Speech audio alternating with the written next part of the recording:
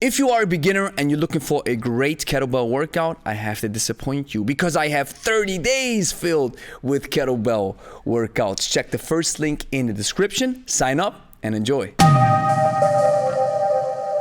Grüezi miteinander, Gregory von Lebe here. I'm gonna share 10 mistakes that I've made over the years with my journey and experience with the kettlebell in no particular order. Number one, I was suffering from the shiny object syndrome. Yes, I picked up the kettlebell once in a while, but I also stick to my other training modalities, which isn't wrong per se, and I wouldn't call it shiny object in that regard because I already knew what was working for me. But I was still a little bit distracted, so the kettlebell had a place, but I also used other stuff as well. The kettlebell is now my main focus, and after I've switched to exclusive kettlebell training, about 90% of my workouts are now kettlebell exclusive. My form, my technique, and my enjoyment of kettlebells went through the roof. Number two, I was watching too much YouTube and too much Instagram stuff. We are bombarded with information and videos from everybody. You know, you have people who have nothing to do with kettlebells and all of a sudden they call themselves kettlebell coaches. I was not overboarding, thank God. And I remember how I was always watching this dude called Steve Cotter. And I'm so glad that I invited him, and I'm so glad that I can call him my pivotal moment of my kettlebell career, because when he came and taught Angie and me everything there is to the kettlebell, it completely switched my understanding. And prior to this, I was listening to everybody and I was just confused. Number three, I was unconsciously incompetent. I was trying a long cycle and I really imagined and thought to myself that this is exactly the way this exercise is supposed to be done. So I was suffering from this unconscious incompetence. I wasn't aware of the fact that this is complete awful form. Again, I have to mention Steve Cotter. He opened my eyes, and from that moment on, I took my kettlebell game seriously and I became conscious incompetent. Number four, I was thinking I was fit enough to do a kettlebell workout. Now, mind you, as I mentioned in the beginning, I have a background in lifting weights. But the funny thing was, every time I picked up a kettlebell, whether this was a 16 or a 20, I think I was jumping back and forth between these two, and sometimes I even used a 12 kg. I remember how it always destroyed me. And I was thinking, how is this possible?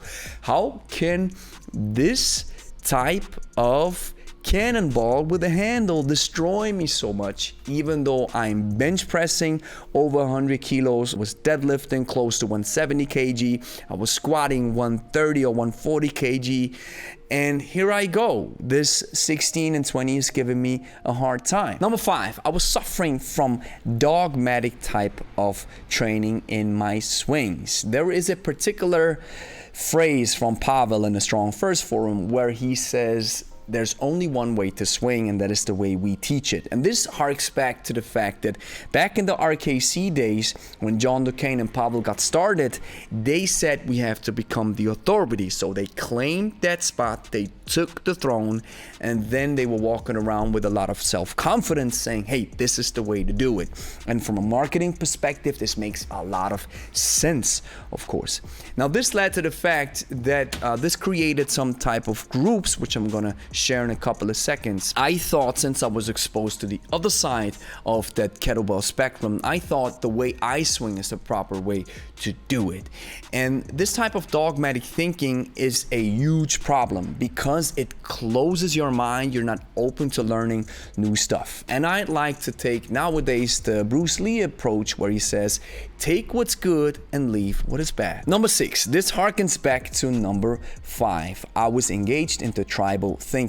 I thought the way I was taught is the proper way to do it, and everybody else is just wrong. There are some important principles and form aspects that you have to understand and learn, and that you have to abide by if you want to get the most out of your training and use the kettlebell the way it's designed to be used. And yes, there are people who completely misunderstand those principles, or they are or ill-informed and they just don't understand it. But at the end of the day, once you have mastered the fundamentals, it is a question of it depends, and not tribal thinking whether he or she is wrong or right. Do you want to go high volume, be as efficient as possible and build strength and endurance? Go this way. Do you want to build high tension, use heavier weights, build more strength and power? Go this way. Number 7, I was too tight as I was coming from the world of bodybuilding or from the world of strength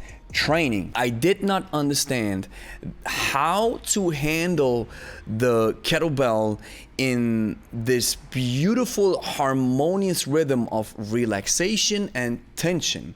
So these are two aspects that always work together. And yes, they work together in deadlifting and squats and bench pressing and dumbbell stuff as well, but in a different way. You see, with the kettlebell, especially with the ballistics, you want to understand how to let your body loose, how to let gravity do its thing, and how to let your muscles or your hips in a swing or clean and snatch in that regard catch the weight and switch from a kind of non-active state back into the active state. This is something that you have to learn when you start working with kettlebells. Number 8, I was too loose. The pendulum then struck into the other side. If you use heavier weights, you have to understand that yes, you have to be loose, but in certain moments you have to be tight.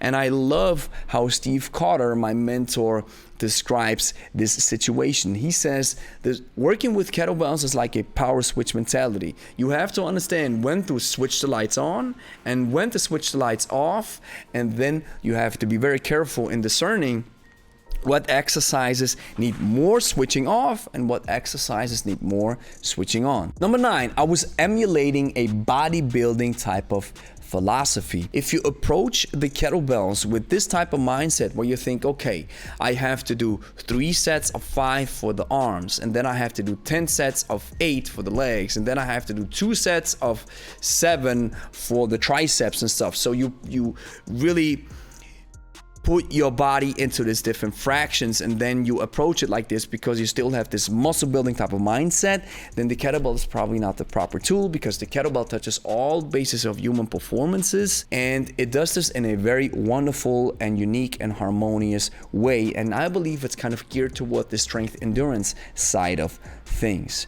So we have to approach the kettlebell with a new and fresh mindset, leave the old stuff behind. Doesn't mean that this is bad, and doesn't mean that sometimes we cannot approach this back again, but starting with a clean slate is one of the best things that you can do when you approach a kettlebell for the first time. Number 10, I was chaining multiple kettlebell exercises together just for the sake of it, because I was doing some social media content, and sometimes I was even chaining together a battle rope with a squat, with a crunch, with a sit up, with a clean, a swing, and a strange overhead squat with a kettlebell. And then I finished off with deadlifts or whatever.